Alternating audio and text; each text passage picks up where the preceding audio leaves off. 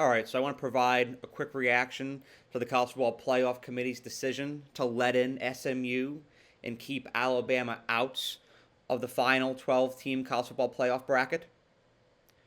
I'm going to keep it a buck here. As someone who's an alumni of the University of Alabama, I'm going to say yes, the committee made the right choice. I also want to say that I understand both sides of the argument. Alabama had a considerably more challenging schedule than SMU, and I totally understand that. Alabama had to go into Neyland Stadium, into Death Valley, into Norman, Oklahoma, into Camp Randall, and play this year. Those are incredibly challenging games. SMU's biggest challenge was on the road at Louisville. That's a stark difference. And so, when you look at 9-3 for Alabama, you have to give context to that record. And when you look at 11-2 for SMU, you as well for that one got to give it context. There's one principle, there's one school of belief in sports that I've subscribed to for a very long time. Don't put yourself in a predicament where you're relying on other teams to get into the playoff. It's kind of like that student who's trying to maintain their 4.0. They've got like a 94.3, and they're emailing the professor on the last week of the semester asking them to give them an extra point for this, an extra point for that. You shouldn't have put yourself in that predicament in the first place. You should have studied harder for that exam back in October that you got a 72 on. That's just my take on that. The loss to Oklahoma was detrimental to Alabama when they were being evaluated by the College Football Playoff Committee. They were non-existent in that game. They put up 3 points. They were incredibly sloppy. They had no identity on offense. I couldn't even tell you who that Alabama team was. And it's a massive blemish on Alabama's resume, despite, yes, beating the SEC champion. Yes, beating South Carolina, who I fervently believe should have gotten into the playoff. And I'll explain why in this video as well. And going into Death Valley and beating LSU as emphatically as they did, despite all those great things on their resume. A loss that embarrassing and that bad, it leaves a sour taste in the committee's mouth. And it's just something that when it comes to Judgment Day, you've got to place emphasis on. You've got to evaluate that. Alabama's schedule is significantly harder, and I acknowledge that. But you also have to look at SMU and the fact that on average, they were a more consistent team than Alabama this year. Alabama handled their business in a lot of spots this year, don't get me wrong. The Missouri win, the Wisconsin win, the LSU win, the Auburn win. But SMU, in a lot of these games this year, they destroyed their opponents. And they were very reliable down the stretch. Yes, was the Duke game a little sloppy? Yeah. But that seemed to be the one outlier for SMU. They also had one of the most consistent and most explosive offenses in the country. And so on the positive side, you have to take that into consideration when you're evaluating SMU and their worthiness and their placements in the college football playoff final bracket. You have to consider that. You also have to consider how SMU played against Clemson. If SMU got blown out by Clemson, I'm in full favor of letting Alabama into the playoff. If SMU wins, of course, Alabama gets in as well. But they were down considerably. They didn't let that impact their aura. They came together as a team. They displayed grit. They displayed resilience.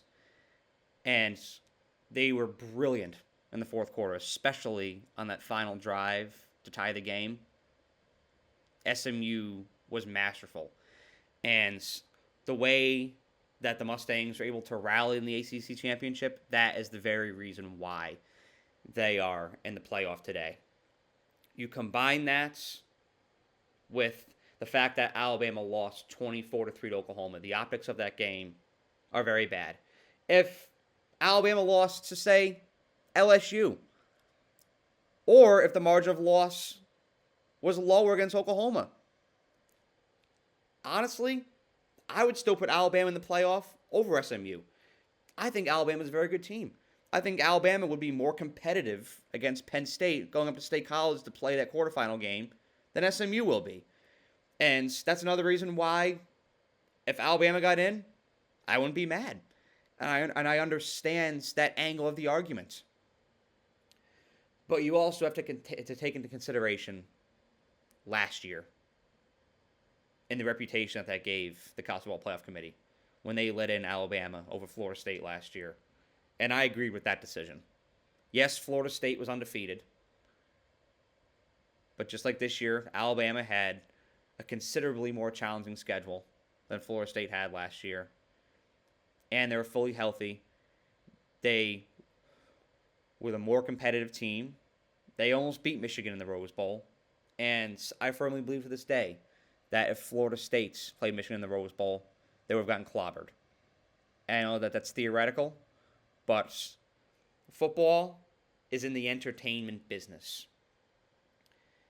And for that reason, you have to deeply assess the product that you're putting on the field. What kind of ratings are those going to yield? What kind of dollars, what kind of money is that going to bring in for all the organizations involved? Because yes, I explained this in the show the other day, ESPN pays nearly $8 billion for the rights to the college football playoff. And so, yeah, you can be a little bit picky on who you're going to let in when it comes to that. And you want the best product on the field from an entertainment standpoint. And so I was not opposed to Alabama getting in over Florida State last year.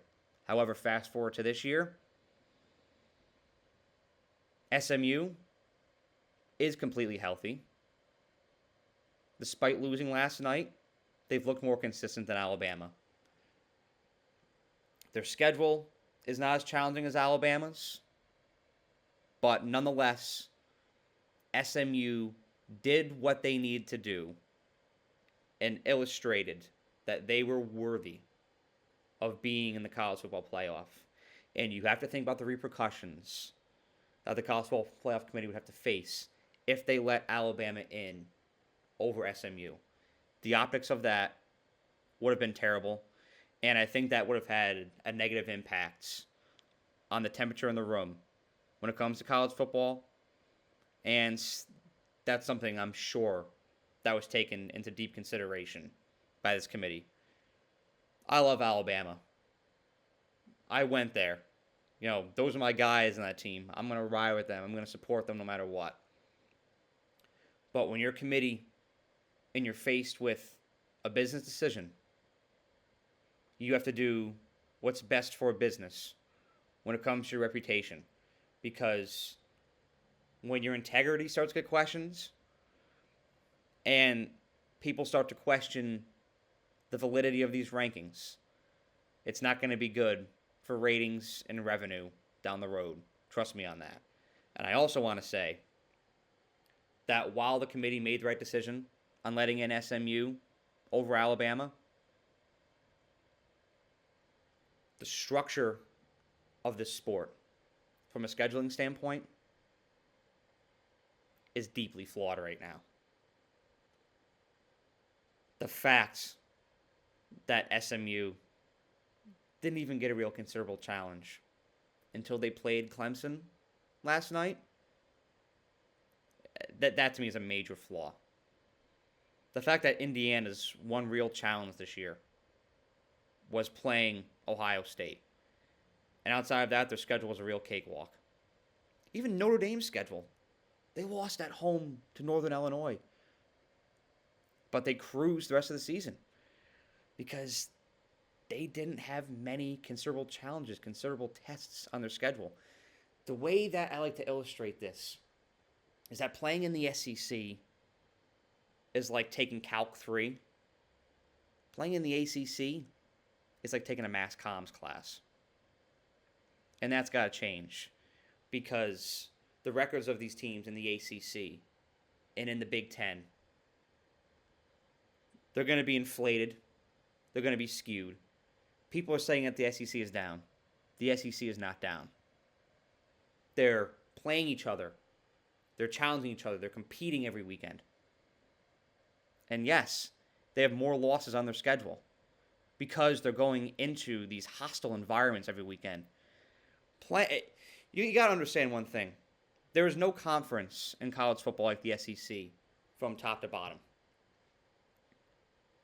I mean, Steve Sarkisian explained it yesterday. That's the difference between playing in the Big 12 compared to playing in the SEC. You know, Texas went to Alabama last year, and it took a lot out of his team. They won. It was rewarding, but the preparation, level of focus that took to go into that environment and pull off a win was nothing like the experience rest of that year. And then you're Texas this year, and you got to do it week in, week out. You're going to A&M. You're going to Arkansas. It's challenging. You're Alabama. You're going to Death Valley. You're going to Neyland. Those are literally two of the hardest places to play in college football. The hardest place SMU had to go to this year was Louisville. That has to change. I think you either got to have more mashups when it comes to these conferences. Like maybe you have something like they have in college basketball right now with the SEC ACC challenge. Maybe you have an SEC Big 10 challenge. Maybe you have an ACC Big 12 challenge at the beginning of the year. I think that could be pretty cool. And it just gives these teams more tests. I think that if you're in a conference that's naturally weaker from a competitive standpoint, you don't have as many ranked teams, as many deeply talented teams as other conferences, I think you should be coerced to schedule more challenging games every year. It has to even out some way. If you're in a less competitive conference, there has to be a way to beef up your schedule. Because teams, like it or not, they are evaluated by record when it comes to this committee. That's why Indiana is in. That's why Penn State is in. That's why Notre Dame is in. I don't think those teams are as good as Tennessee. I don't think they're as good as Georgia. I don't think they're as good as Ohio State. Those teams just played more challenging games. They had more tests, and so for that reason, they had more losses, more risk, more losses. The scheduling structure of college football has to change. Nick Saban explained that, and I subscribe to that idea. It's not SMU's fault that they had the schedule that they had. But scheduling college football right now is something that has to be adjusted. Because this structure right now can't go on. Because you're going to have teams that deserve to get in, like your Ole Misses, like your South Carolinas, like your Alabamas, who get left out because they had more tests. The committee came out and said, we're going to reward you for playing more challenging games. We'll show it. Because I think that factor right there is something that should be evaluated a lot when it comes to who you let in and who you don't. So at the end of the day, to conclude here, as an Alabama alum, I think that the committee made the right decision letting SMU in, all factors considered. If you're Alabama, don't put yourself in a predicament to where you're relying on other teams to get in. Don't lose 3 games. Don't lose in embarrassing fashion on the road to Oklahoma. But the scheduling structure of this sport has to change with respect to the college football playoff. Have a great day.